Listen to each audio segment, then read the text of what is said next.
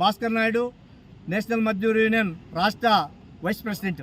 RTC JAC committee తరఫున ఈరోజు రాష్ట్ర వ్యాప్తంగా సంతకాల సేకరణ ఆర్టీసీ కార్మికులకు అందరికీ చేసి ఇక్కడ కూడా జిల్లాలో దాదాపుగా 1600 మంది సంతకాలు సేకరించి ఈ ఏదైతే ఎలక్ట్రిక్ బస్సులు ఉన్నాయో వాటిని ప్రైవేటు పరం చేస్తున్నందువల్ల ప్రభుత్వం ఆ బస్సులకి మేము ఈ ఎలక్ట్రిక్ బస్సులకి మేము వ్యతిరేకం కాదు, కానీ ఆ ఎలక్ట్రిక్ బస్సులని ప్రభుత్వమే తీసుకొని ఆర్టీసీ కార్మికుల ద్వారానే నడపాలని చెప్పేసి మేము కోరుతున్నాం.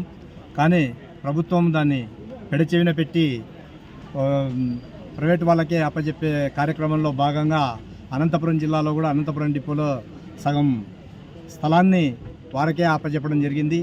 ఇదంతా రేపొద్దున ఉద్యోగాలు కోల్పోయే పరిస్థితి ఉంది ప్రజలకి.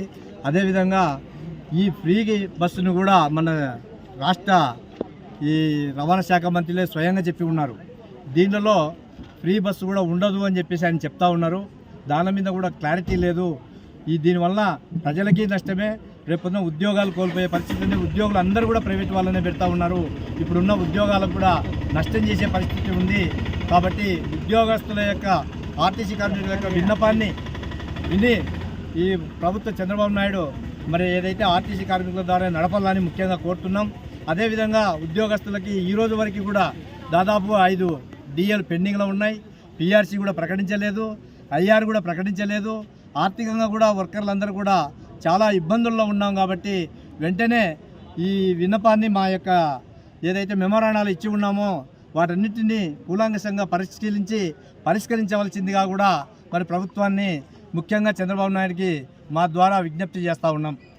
చాలాసార్లు సందర్భాల్లో మరి ప్రభుత్వానికి మా మేనేజ్మెంట్కి కూడా విన్నపాలు ఇచ్చి ఉన్నాము. ఇచ్చినా కూడా ఏమాత్రము కూడా పాజిటివ్గా స్పందించడం లేదు, అంతా నెగటివ్గానే ఉంది. కాబట్టి ఇది రేపొద్దున ప్రభుత్వానికి కూడా వ్యతిరేకత వచ్చే అవకాశాలు కూడా ఉండొచ్చు. జాగ్రత్త వహించాలని ప్రభుత్వానికి గతంలో ప్రభుత్వ ఉద్యోగులకు వ్యతిరేకంగా కొన్ని జరిగినాయనే ఆ రోజు ప్రభుత్వము ఈ ఇబ్బందుల పాలైంది గత ప్రభుత్వము. మరి మీరు కూడా అదే పరిస్థితిలో ఉంటే రేపొద్దున ప్రజలకే వ్యతిరేకమైన ఉద్యోగస్తులందరూ కూడా వ్యతిరేకమయ్యే పరిస్థితి ఉందని కూడా ఈ సందర్భంగా మీ ద్వారా తెలియజేసుకుంటున్నాం. పరిష్కారము చేయాలని కోరుతా ఉన్నాము. పరిష్కారం చేస్తారని కూడా ఆశిస్తూ ఉన్నాము గవర్నమెంట్.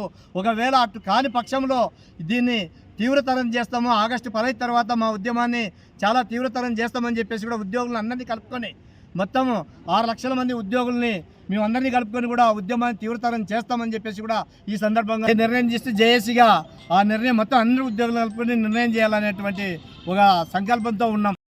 ఎంప్లాయీస్ యూనియన్ జిల్లా సెక్రటరీ. ఈరోజు రాష్ట్ర వ్యాప్తంగా అన్ని కలెక్టర్ కార్యాలయాల్లో ఉద్యోగస్తుల ద్వారా సంతకాల సేకరణ చేసి ఇవ్వడం జరుగుతూ ఉంది. అందులో భాగంగానే కలెక్టర్ గారికి అనంతపురం జిల్లాలో ఉన్నటువంటి 1711 మంది సభ్యుల చేత సంతకాలు చేయించి ఏదైతే ప్రభుత్వం తలపెట్టిందో ప్రైవేటు వారికి ఇచ్చే విద్యుత్ బస్సుల ఇవ్వడము, మరి ఆర్టీసీ స్థలాల్ని లీజుకి ఇవ్వడం తలపెట్టిందో వాటిని విరమించుకోవాలని, ప్రభుత్వం ద్వారానే విద్యుత్ బస్సులను కొనుగోలు చేసి ఆర్టీసీ కార్మికుల ద్వారానే బస్సులు నడపాలని, అలాగే ప్రభుత్వంకి గతంలో కూడా మేము ఏదైతే స్త్రీశక్తి ఉందో మరి తర్వాత దివ్యాంగుల శక్తి మరి వీరన్నిటికి కూడా ఉచిత ప్రయాణానికి దాదాపుగా ప్రతిరోజు 30 లక్షల మంది ప్రయాణికులు ప్రయాణిస్తూ ఉంటే ఈరోజు 65 లక్షల మంది ప్రయాణికులు ప్రయాణిస్తున్నా కూడా వారందరికీ కూడా అదే బస్సులతోనే బస్సుల సంఖ్య పెంచుకోవడం, అదే బస్సులతోనే వాళ్ళ యొక్క గమ్యస్థానాలకు చేర్చడం జరుగుతూ ఉంది. మరి పనిభారం అధికమైనప్పటికీ కార్మికులు ఏమాత్రం కూడా ఇబ్బంది పడుకోకుండా ప్రజలకు సేవ చేస్తున్నారు. ఇలాంటి తరుణంలో ఎలక్ట్రికల్ బస్సులు అన్నారు. విద్యుత్ బస్సుల యొక్క కెపాసిటీ వచ్చేసి ఒక బస్సు కెపాసిటీ 12 మీటర్లు 9 మీటర్ల కెపాసిటీ ఉండేటివి అవి 24 కెపాసిటీ, మరి 34 కెపాసిటీ. మరి 24 కెపాసిటీ 34 కెపాసిటీతో బస్సులతో ఎంతమందిని ప్రయాణికుల్ని చేరవేస్తారో అర్థం కావడం లేదు.